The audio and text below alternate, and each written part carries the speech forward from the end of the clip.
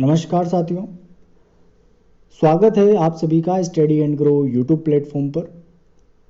हम बात करेंगे यूरोपीय कंपनियों के भारत आगमन के संदर्भ में कि कौन कौन सी यूरोपीय कंपनियां भारत में आई और इनका क्रम और इन्होंने कौन कौन सी व्यापारिक फैक्ट्रियां यहां पर स्थापित करी। इस क्रम में जो पहली कंपनी भारत में आई उसका नाम था पुर्तगाली ईस्ट इंडिया कंपनी। उसके बाद डच भारत में आए। तीसरे क्रम में अंग्रेज आए जिसे हम ब्रिटिश ईस्ट इंडिया कंपनी कहते हैं। और चौथे क्रम में डेनमार्क या फिर डेनिश कंपनी भारत में आई। और अंत में जो फ्रेंच लोग हैं या फिर फ्रांस है वो भारत में आया। तो इनका क्रम देखें तो पुर्तगालियों का जो आगमन 1498 ईस्वी में माना जाता है। डच 1595 ईस्वी में, अंग्रेज 1600 में आए और डेनिश जो है वो 1616 और फ्रेंच या फ्रांस के जो लोग हैं वो 1664 ईस्वी में भारत में आते हैं। अब इसकी शुरुआत किस तरह होती है कि हम देखें अगर विश्व के नक्शे को तो इस तरह से विश्व का नक्शा मिलता है कि ये इधर तो एक अमेरिका वाला क्षेत्र आ जाता है, उत्तरी अमेरिका, नीचे दक्षिण अमेरिका वाला भाग है और यहाँ पे अफ्रीका महाद्वीप और ये यूरोप के यहाँ पे स्पेन वाला क्षेत्र, स्पेन। और इस तरह से ये भारत का प्रायद्वीप और इस तरह से यहाँ पर ऑस्ट्रेलिया। तो ये कुछ रफ मैप है। अब इसमें क्या है कि इनका जब आगमन होता है भारत के लिए तो कहानी इस तरह चालू होती है कि जो पुर्तगाल था, पुर्तगाल, क्योंकि सबसे पहले हम बात कर रहे हैं कौन आए, पुर्तगाली लोग सबसे पहले भारत में आते हैं। और पुर्तगालियों में जो सबसे पहले चलने वाला व्यक्ति था वो पुर्तगाल की जो राजधानी है लिस्बन। तो लिस्बन से चलता है एक आदमी जिसका नाम है बार्थोलोमा डियास। क्या नाम है? बार्थोलोमा डियास। तो बार्थोलोमा डियास स्पेन के लिस्बन से चला और ये आता है और आते हुए यहाँ पर क्या है, एक द्वीप है मेडागास्कर। यहाँ पर एक द्वीप है मेडागास्कर। तो ये इसका चक्कर काटते हुए वापस चला जाता है, मतलब ये भारत तक नहीं पहुंच पाता। तो सबसे पहले बार्थोलोमा डियास आया और ये कब आता है? 1486 ईस्वी में ये यहाँ से काम चालू करता है लिस्बन से और कहाँ आने की कोशिश करता है? भारत। अब भारत आने के पीछे कारण क्या था कि जो यूरोप वाला क्षेत्र है यहाँ पर जो है भौगोलिक खोज चालू हो चुकी थी। भौगोलिक खोज का क्या मतलब है कि यूरोप और ये भारत, यहाँ पर भारत है और यहाँ पर यूरोप है। तो यूरोप और भारत के बीच पहले भी व्यापार होता था, पर पहले जो व्यापार होता था वो स्थल मार्ग से होता था। किस मार्ग से? स्थल मार्ग से। पर स्थल मार्ग पर क्या हुआ कि 1453 ईस्वी में, कब की बात आती है? 1453 ईस्वी की बात आती है कि जो स्थल मार्ग के बीच का क्षेत्र था कुस्तुनतुनिया, तो कुस्तुनतुनिया वाले क्षेत्र से पहले व्यापार होता था। ये स्थल मार्ग के बीच की कड़ी है कुस्तुनतुनिया, जहां पर किसने आक्रमण कर दिया? अरब लोगों ने आक्रमण कर दिया और इसको अपने कब्जे में ले लिया। तो यहां से जो है व्यापारिक अवरुद्ध बंद हो गया था, व्यापार अवरुद्ध हो गया। तो उसके लिए यहां पर क्या है, भौगोलिक खोज चालू हुई कि समुद्री मार्ग से किस तरह व्यापार करने जाया जाए। तो दो लोगों का नाम आता है, एक तो कोलंबस, एक का नाम आता है कोलंबस। तो कोलंबस भी यहां से निकला था भारत की खोज में, पर यह कहां पहुंच गया? अमेरिका। ये कहां पहुंच गया? अमेरिका। जबकि जो वास्को डिगामा है, वास्को डिगामा है, ये निकला था अमेरिका के लिए, पर ये कहां पहुंच जाता है? ये पहुंच जाता है भारत। पर जो वास्को डिगामा जब भारत के लिए आया तो वास्को डिगामा 1498 ईस्वी में भारत आता है। और हम बात कर रहे हैं 1486 की, मतलब इससे पहले बार्थोलोमा डियास ने प्रयास किया था भारत आने का, पर यह भारत पहुंचा नहीं। परंतु 1498 में कौन भारत पहुंचा? Vasco da Gama. अब भारत आएगा तो भारत की भौगोलिक स्थिति अपन देखें तो ये पूरा क्षेत्र क्या है? जो है हिंद महासागर वाला क्षेत्र, इधर बंगाल की खाड़ी और इधर अरब सागर। तो सबसे पहले ये कहाँ पे आएंगे, यहाँ पर केरल वाले क्षेत्र में। केरल में ये आता है। केरल वाले क्षेत्र में कौन आ गया, वास्को डी गामा। अब वास्को डी गामा जब केरल पहुंचा तो यहाँ पर कलिकट नाम की जगह है, कलिकट के तट पर ये पहुंचा। और कलिकट के तट पर वहां पर एक राजा हुआ करता था जिसका नाम था जामोरिन। तो जामोरिन ने इसका बहुत भव्य स्वागत किया। किसका स्वागत कर रहा है जामोरिन, वास्को डी गामा का। कब आया, 1498 इसमें। कौन से तट पर आया, कलिकट के तट पर। कौन स्वागत कर रहा है, जामोरिन। तो जामोरिन ने इसका भव्य स्वागत किया। उसके बाद ये क्या है, ये जो यूरोप देश, यूरोप जो महाद्वीप है, यहाँ ये किस प्रकार का प्रदेश है, ठंडा प्रदेश है।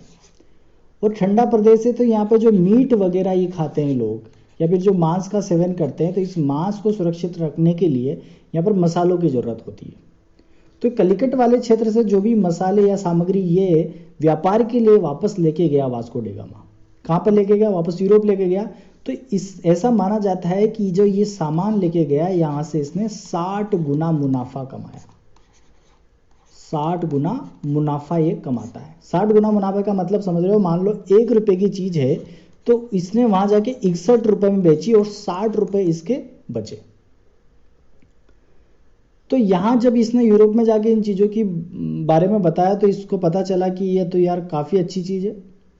तो वहां पे लोगों को पता चला और उस तरह से इसके बाद एक के बाद एक लोग यहाँ पर आते गए। तो हम बात कर रहे हैं किसकी, पुर्तगालियों की। तो सबसे पहले कौन आए थे, पुर्तगाली आए। और पुर्तगाली जो लोग आए सबसे पहले, पुर्तगाली लोग। और पुर्तगालियों में सबसे पहले कौन आया, बार्थोलोमा डियास आया। बार्थोलोमा डियास आता है। उसके बाद हमने दूसरे व्यक्ति की बात करी, Vasco D gamma. Vasco D gamma, Vasco D gamma आता है 1498 में कलिकट। Vasco D gamma. जो तीसरा व्यक्ति आएगा उसका नाम रहेगा Pedro Alvares Cabral. Pedro Alvares Cabral. उसके बाद जो अगला व्यक्ति आएगा, Francis de Almeida. Francis de Almeida. इसका नाम क्या है, फ्रांसिस डी अल्मेडा। क्या नाम है, फ्रांसिस डी अल्मेडा। पांचवा व्यक्ति आएगा Alfonso de Albuquerque. Alfonso de Albuquerque. इसके बाद जो व्यक्ति आया उसका नाम है नीनो डी कुन्हा। और इसके बाद जो सातवां व्यक्ति आया उसका नाम है ग्रासिया डी नोरन्नो। और अंतिम जो व्यक्ति जो महत्वपूर्ण है उसका नाम है अल्फांसो डी सूजा।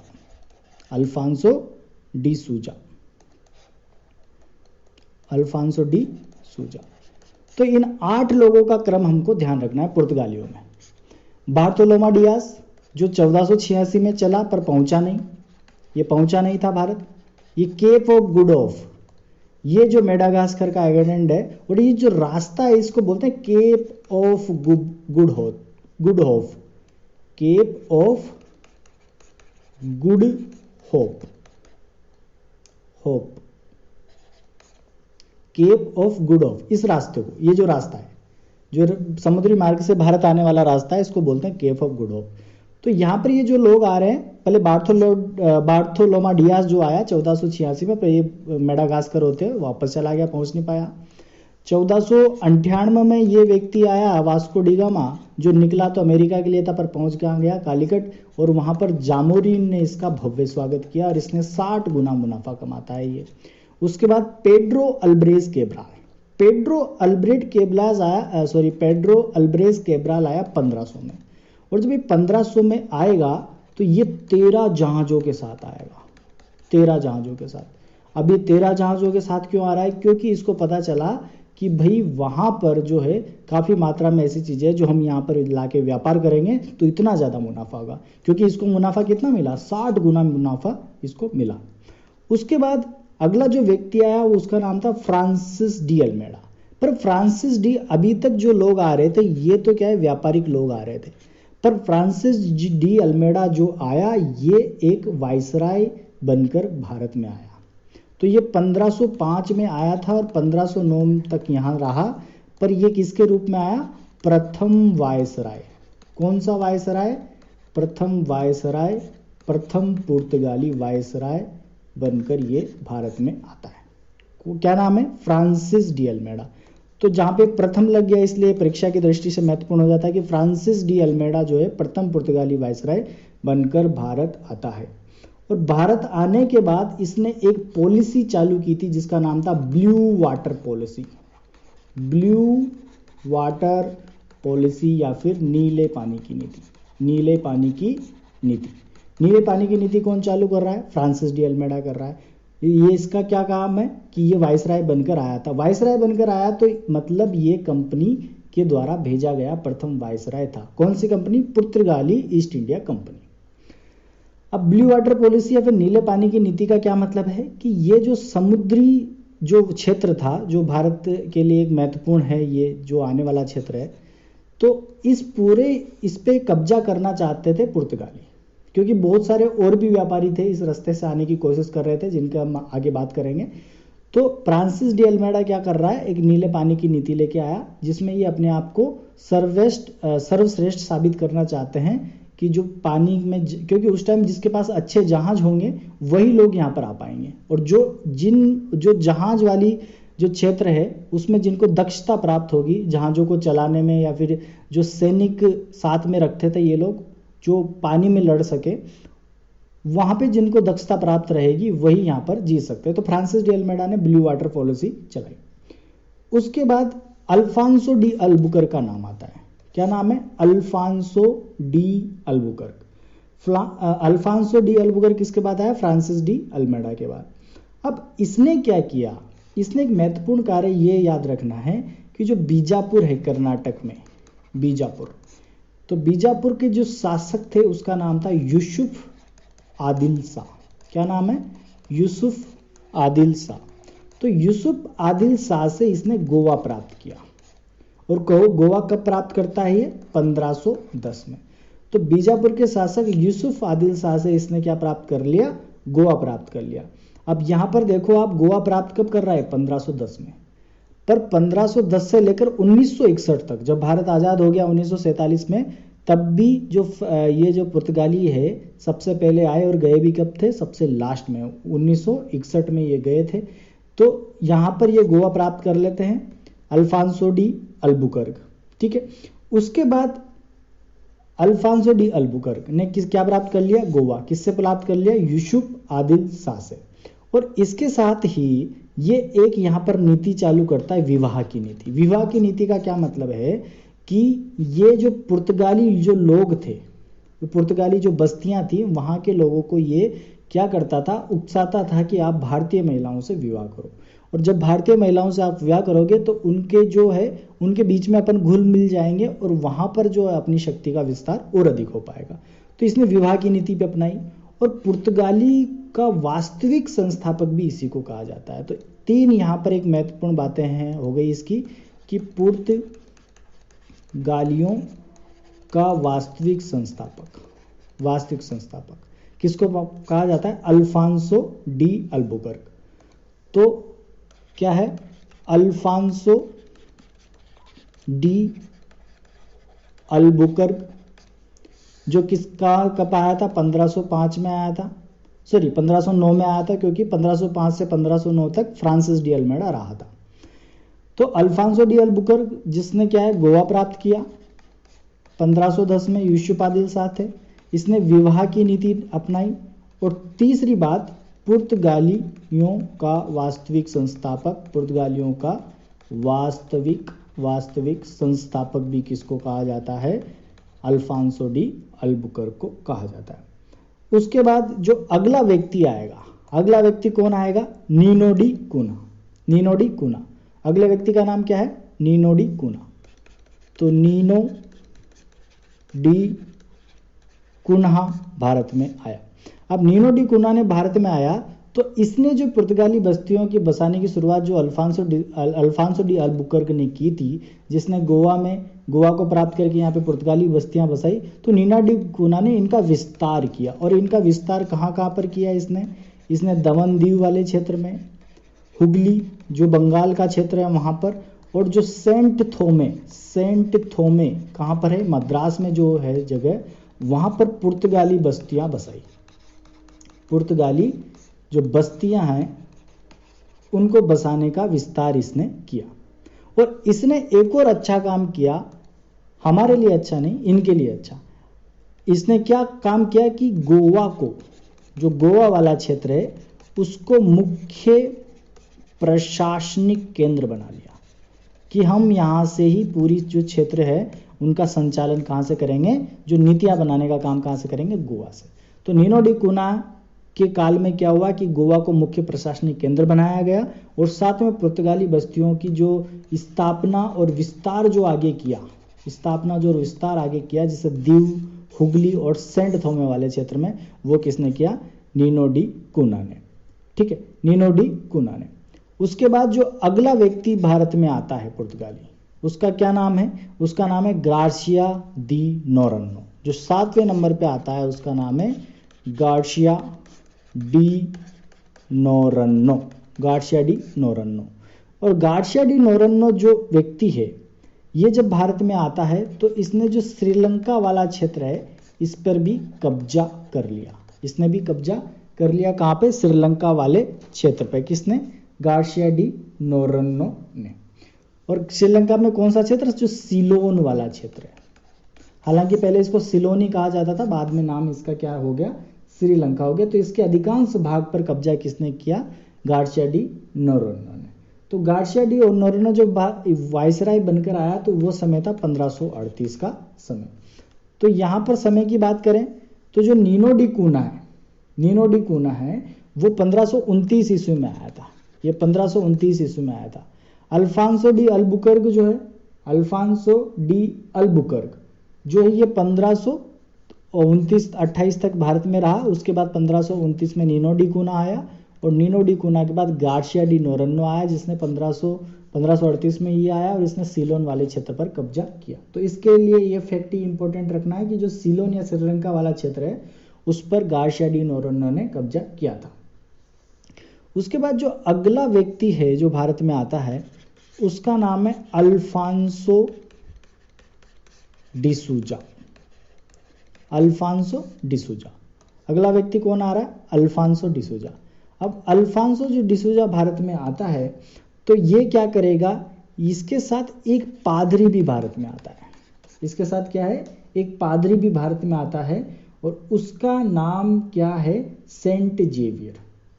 क्या नाम है, सेंट जेवियर। और काफी लोगों ने ये नाम सुना होगा। कहाँ सुना होगा कि जो भारत में अभी भी बहुत सारे स्कूलों का नाम सेंट जेवियर स्कूल है। बहुत सारे जो भी स्कूल है जो उस टाइम स्थापित किए गए थे वो इसी पादरी के नाम पर किए जाते हैं, सेंट जेवियर। तो सेंट जेवियर अल्फांसो डिसूजा के साथ एक पादरी, जो एक जेवियट पादरी था, वो भारत में आया था, और इसके नाम पर अभी बहुत सारे स्कूल भी चलते हैं। अब पुर्तगाली जो भारत में आए तो कुछ न कुछ यहाँ, क्योंकि अगर अपन बात करें भारत के नक्शे की तो ये है भारत, ठीक है, यहाँ पर है अफ्रीका और यहाँ पर है पुर्तगाल, ठीक है, ये पुर्तगाल है। अब ये लोग क्या है, यहाँ से आ रहे हैं भारत में। यहाँ से कहाँ आ रहे हैं, भारत के इस वाले क्षेत्र में। कहाँ पर इनका मेन प्रशासनिक केंद्र है, गोवा। तो गोवा में आपने बहुत सारी ऐसी अगर आप गए हो या फिर नहीं गए हो या फिर आपने मूवीज़ में ज़रूर देखा होगा कि इस तरह के जो वहाँ पर जो बिल्डिंगें होती है वो इस तरह की कला उनके ऊपर होती है। इस तरह ऊपर तिकोने लिखे रहते हैं। और जो सेंट जेवियर स्कूल है, सेंट जेवियर जो स्कूल्स रहते हैं उनके ऊपर भी इस तरह के तिकोने बने रहते हैं। तो ये जो कला है इसको बोलते हैं गोथिक कला, क्योंकि इन्होंने जो भी निर्माण कराया वो इसी तरह से कराया, तो इसको क्या बोलते हैं, गोथिक कला। तो पुर्तगाली भारत में ये कला का विस्तार किया इन्होंने, किसका, गोथिक कला का। कुछ भी नहीं है तो कोई बिल्डिंग है उसको ऊपर से तिकोना बना देते हैं, तो इसी को क्या बोलते हैं, गोथिक कला। और दूसरा चीज ये क्या लेकर आए भारत में, ये लेकर आया प्रिंटिंग प्रेस। तो प्रिंटिंग जो प्रेस है वो भी किसकी देन है, पुर्तगालियों की देन है, जो भारत में पहला प्रिंटिंग प्रेस 1556 में लगा था। उसके बाद आधुनिक जहाज जो बनाने की तकनीक है, आधुनिक जहाज बनाने की तकनीक, तंबाकू की जो खेती है, तंबाकू की खेती, ठीक है, और भी बहुत सारी फसलें हैं जैसे आलू हुआ, गोभी हुआ, ये भी पुर्तगाली भारत में लेके आए। तो सबसे महत्वपूर्ण गोथिक कला याद रखनी है, और प्रिंटिंग प्रेस जो है वो पुर्तगालियों की ही देन है भारत में। ये दो फैक्ट अपन को ध्यान रखना है। तो ये जो लोग थे जिनके बारे में हमने बात की, Bartolomeu Dias, Vasco da Gama, Pedro Alvares Cabral, Francis de Almeida से लेकर अल्फांसो डिसूजा तक, तो इन लोगों का जो इतिहास है वो यही है कि ये लोग जो है पुर्तगाली थे सारे, और पुर्तगालियों ने क्या है कि भारत में अपना विस्तार किया। 1510 में जब इन्होंने गोवा प्राप्त किया, तो उसके बाद इन्होंने कब छोड़ा, 1961 में गोवा को इन्होंने छोड़ा था। अब ये पूरे इतिहास में हमको एक चीज और याद रखनी है कि जो इनके आने का क्रम है, जैसे आगमन का क्रम की बात करें, आगमन क्रम किनका, यूरोपीय कंपनियों का। तो यूरोपीय कंपनियों का जो भारत में आगमन होता है, तो इसमें सबसे पहले बात करी हमने पुर्तगालियों की, और पुर्तगाली 1498 में आए। क्योंकि 1498 में क्यों माना गया, क्योंकि वास्को डिगामा 1498 में ही पहुंचा था, क्योंकि बार्थोलोमा डियास तो पहुंचा नहीं जो 1486 में आया था। उसके बाद पुर्तगालियों के बाद डच आए, डच आएंगे 1595 में। उसके बाद तीसरे नंबर पे अंग्रेज 1600 में आते हैं। चौथे नंबर पे आते हैं डेनमार्क या डेनिश लोग, ये आते हैं 1616 में। और जो फ्रांस के लोग हैं, फ्रांस या फ्रेंच के लोग, फ्रेंच जो लोग आते हैं वो 1664 में आएंगे। और इसके साथ ही ये कंपनियों की भारत में स्थापना करेंगे, जो ये भारत में कंपनी खोलेंगे उसका भी हमको ध्यान रखना है कि जो पुर्तगाली आए ये 1503 में, मतलब इसके 5 साल बाद इन्होंने जो फैक्ट्री खोली वो कहाँ खोली, कोचिन में। अब कोचिन को कैसे ध्यान रखना है, क्योंकि जब ये आए तो सबसे पहले कहाँ पर आए, केरल में कोचिन नामक स्थान पर आए, जहाँ पे जामोरिन ने इनका क्या किया, स्वागत किया। तो कोचिन में अपनी पहली फैक्ट्री ये डालेंगे। जो अंग्रेज लोग हैं उन्होंने अपनी पहली फैक्ट्री डाली सूरत में। कहाँ डाली, सूरत में।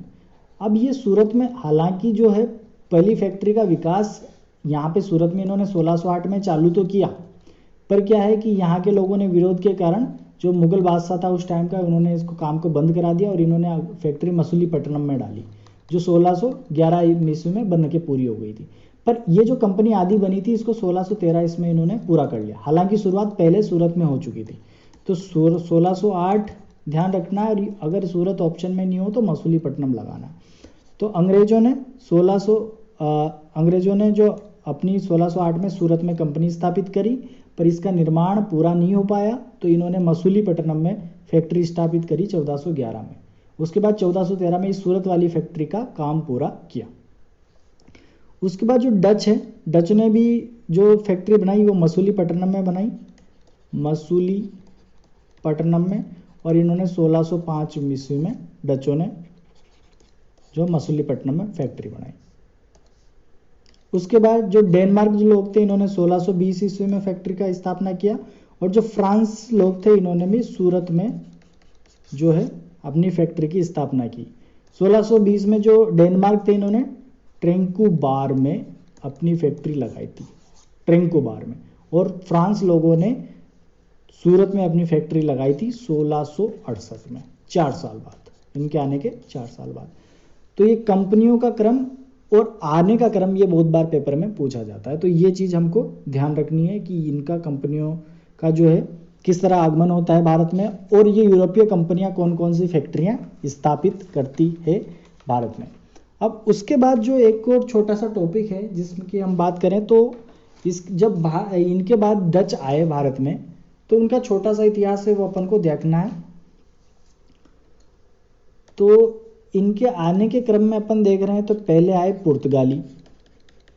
पुर्तगाली, दूसरे आए डच। तो जो डच आए तो ये 1596 या फिर इसको 1595-96 में ये आए, और इनका जो डच नागरिक जो भारत आया उसका नाम था कार्नेलिस डी हस्तमान। कार्नेलिस डी हस्तमान। पहले कौन आए थे? पुर्तगाली, उसके बाद आए डच, और डच में जो पहला नागरिक आया उसका नाम था कार्नेलिस डी हस्तमान।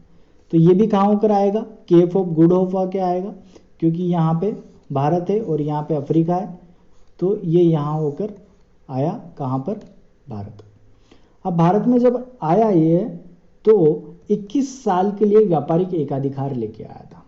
21 साल के लिए व्यापारिक एकाधिकार लेके आया। किससे? डच संसद से। तो डच संसद से 21 साल के लिए पूर्वी देशों के साथ व्यापारिक एकाधिकार। व्यापारिक एकाधिकार मतलब ट्रेड मोनोपोली।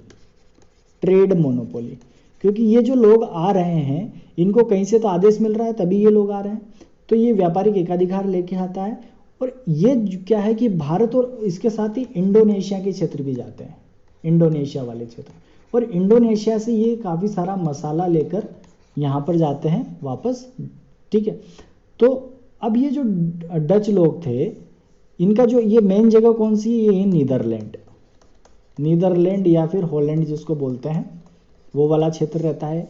तो ये लोग क्या है, इंडोनेशिया से मसाले लेके जाने लगे, और भारत में इनकी विशेष रुचि जो थी वो थी सूती वस्त्रों में। सूती वस्त्रों का ये जो व्यापार है काफ़ी करते थे, क्योंकि यहाँ भारत में कॉटन बहुत होता है, क्योंकि ये जो पूरा एरिया यहाँ पर काली मिट्टी वाला क्षेत्र पाया जाता है।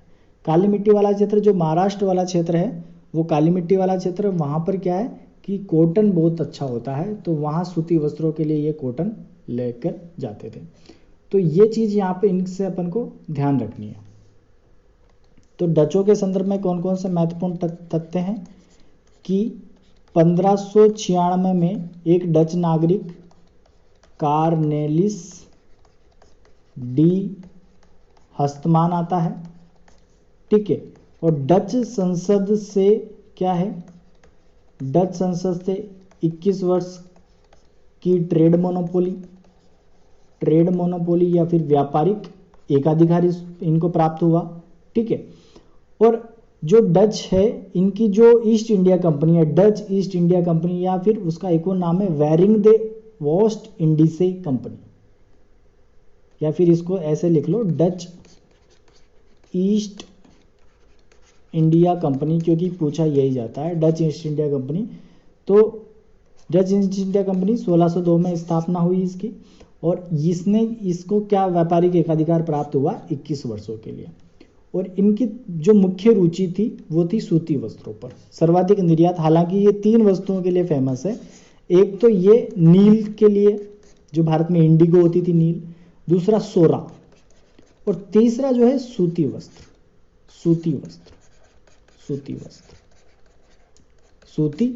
सोरा क्या होता है? गन पाउडर, जो गन के अंदर पाउडर भरा जाता था, और इंडिगो जो है नील। तो ये 3 चीज़ें इनके लिए बहुत महत्वपूर्ण थी, क्योंकि मसाला का जो व्यापार है इंडोनेशिया के साथ कर रहे थे।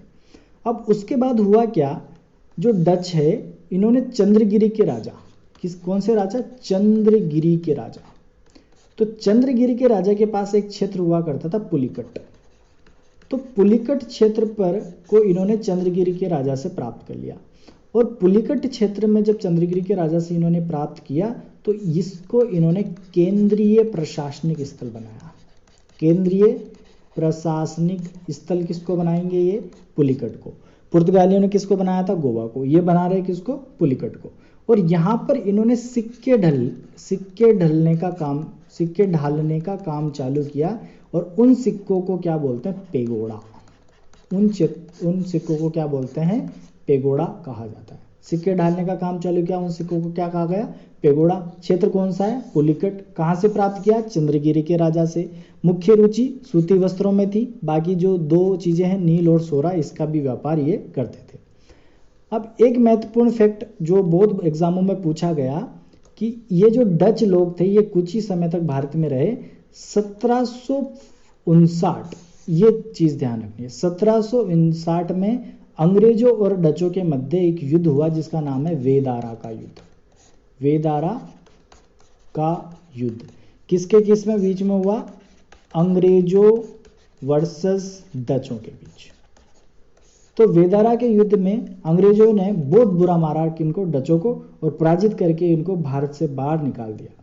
तो डचों का इतिहास यहीं वेदारा के युद्ध के साथ खत्म हो जाता है।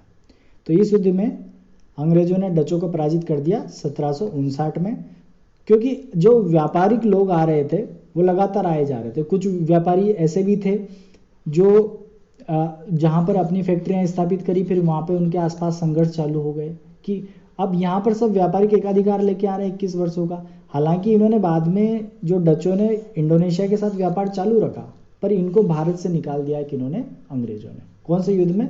वेदारा की लड़ाई में या फिर वेदारा के युद्ध में। तो ये टॉपिक था जिसमें आज हमने दो चीज़ें सीखी, एक तो पुर्तगालियों के बारे में और दूसरा डच के बारे में। बाकी की जो 3 ईस्ट इंडिया कंपनी है उनके बारे में बात करेंगे अगले लेक्चर में। तो ये अगर आपको समझ में आता है तो चैनल को लाइक शेयर सब्सक्राइब जरूर करें। धन्यवाद साथियों।